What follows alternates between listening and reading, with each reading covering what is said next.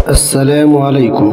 الاشتراك في القناة مهم بالنسبة لنا، وتفعيل الجرس أهم. من فضلك اشترك في القناة وفعل زر الجرس ليصلك كل جديد. تحياتي لكم.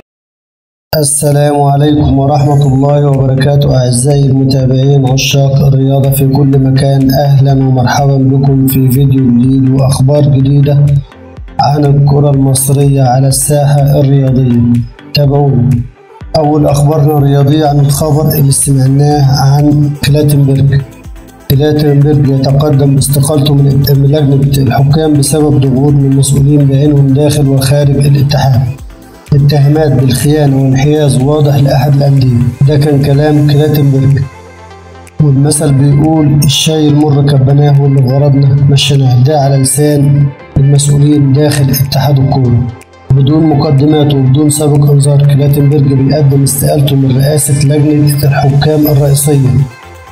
طبعا السبب واضح ومعروف. بعد ما صدقنا ان مستوى الحكام بدأ يتظبط الى حد ما، وبدأنا نشوف ان مفيش اخطاء كارثية من الحكام، وبدأت الاخطاء تقل، البهوات في اتحاد الكرة المصري مش عاجبهم الوضع نهائي، وبدأ كل واحد منهم يمارس اسلوب الضغط المستمر على الراجل علشان يطفشوه ويسيب الاتحاد ويمشي. الراجل كان ماشي كويس ومحدش في ظهره. طبعا اساليب الضغط المستمرة من جميع العصابات هي اللي ادت الى رحيل الراجل وطفشانه من مصر. الضغط كان من جمال علام ورجالته، وعصام عبد الفتاح ورجالته، ومحمود عاشور ورجالته، ومرتضى منصور ورجالته. ده غير الأوجه المختفية عن الأنظار زي أحمد مجاهد وثروت سويلم والمدعو وليد العطار وغيره. الراجل ما استحملش الضغط، ما صدق ساب مكانه وخلع. الراجل يا عيني مش بيهزر، ومفيش مكان للمجاملات، مفيش عنده مجاملات نهائي. ولكن احنا كشعب مصري أو مسؤولين ما بنحبش نطور في اللعبة، ويظهر الرياضة المصرية داخلة على منعطف خطير وطريق مظلم، مش عارفين الله أعلم هيودينا لغاية فين. تعالوا نروح لزوجة فريرة اللي هي غاضبة من رئيس نادي الزمالك، وبتقول ايه للصحف البرتغالية. الصحف البرتغالية بتسلط الضوء على إقالة فريرة، وقالت المدرب جوزفالدو فريرة بلغ من العمر 76 عام. اهتمت الصحف البرتغالية بإقالة فريرة من تدريب الزمالك، وقالت فريرة يعد ضمن المدربين العظماء في الكرة البرتغالية بعد ولاية تانية مع نادي الزمالك، حقق خلالها لقبين هما الدوري والكاس. الزمالك يطرد فريرة بعد سلسلة من النتائج السوداء، ده على حد وصف الصحف البرتغالية. وقالت كمان إقالة المدرب جوزفالدو فريرة من تدريب نادي الزمالك بالطرد، موضحة أن السبب الرئيسي في ذلك يعود إلى الفشل في تحقيق أي انتصار خلال 5 مباريات متتالية في الدوري المصري. وقالت الصحيفة أن مشوار فريرة مع الزمالك لم يكن سيء منذ عودته في مارس 2022 بعد الفترة الأولى اللي قضاها منذ 2015. تمكن خلال الفترة دي من حصد لقبين الدوري المصري إلى جانب كأس مصر. وقالت الصحف البرتغالية كمان إن الفترة الثانية مع نادي الزمالك كانت جيدة بالفوز بلقبين، لكن الخسارة على يد غزل المحل 2-1 أنهت العلاقة بين الطرفين. زوجة فريرة زعلانة ومشعللة غضب من قرار رئيس نادي الزمالك.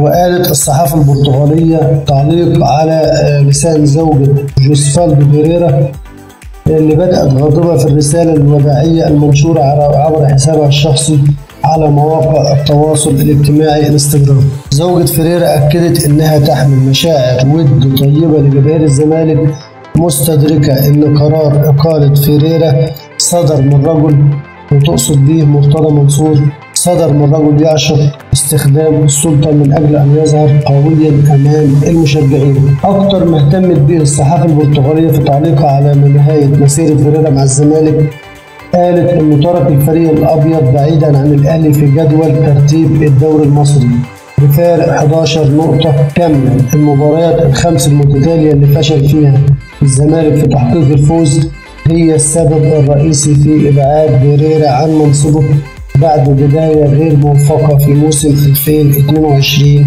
موسم 23. الخبر اللي جاي بيقول كارترون إذا عاد مصر سيكون لتدريب الأهلي. هل كارترون هيعود لمصر؟ وهل كارترون يفكر إنه يجي النادي الأهلي؟ هنعرف كل ده في التفاصيل اللي جاية. حازم فتوح وكيل بطرس كارترون بيقول إمكانية عودة المدرب الفرنسي إلى مصر مرة أخرى، وهل هناك مفاوضات مع بيراميدز ولا لا؟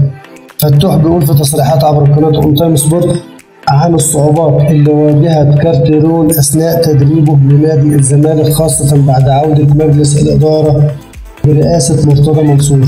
وقال الكلام على لسان وكيل بطرس كارترون بيقول كارترون لم يشعر بالراحة عندما عاد مجلس إدارة الزمالك، ورأينا كم الهجوم الذي تعرض له من قبل بعض المسؤولين والمدرب، وقتها بدأ يفقد تركيزه.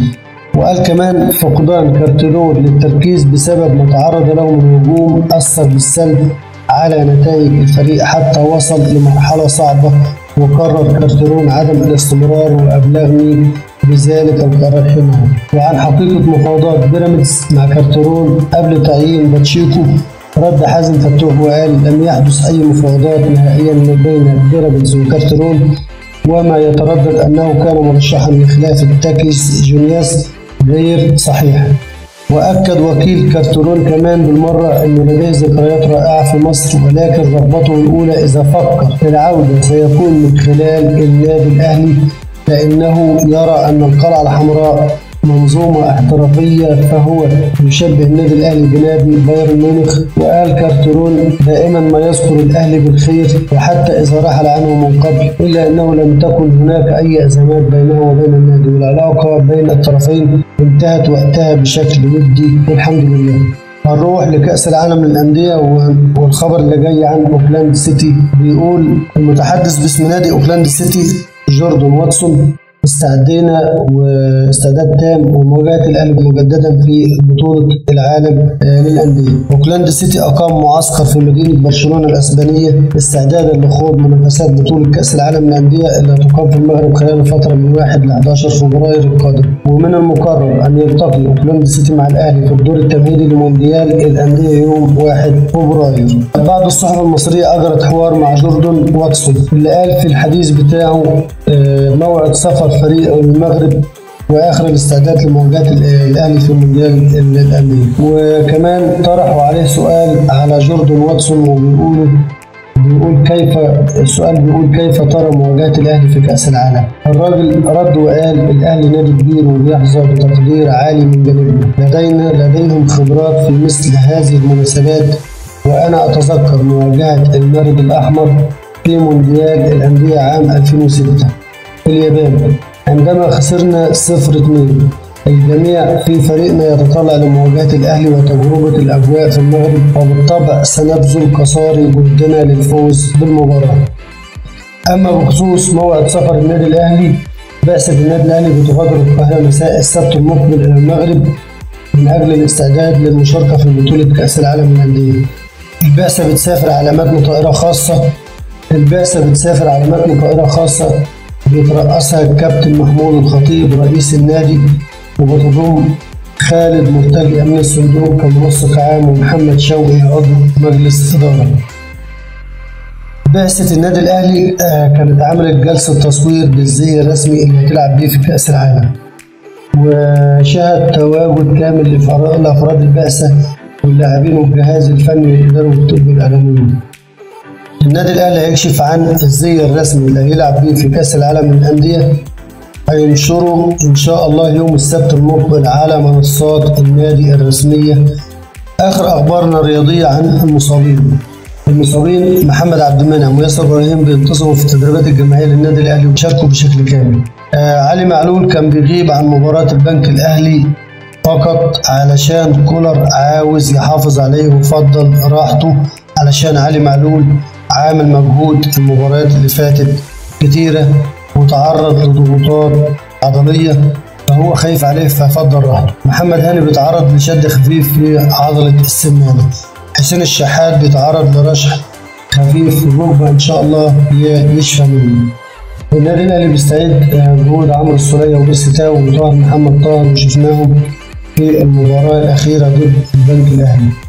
أما أحمد نبيل كوكا عنده شد في الخلفية وفضل كولر تغييره نظرا لعدم تفاقم الإصابة. بنصل لنهاية أخبارنا الرياضية. دمتم في رعاية الله وحفظه، والسلام عليكم ورحمة الله وبركاته.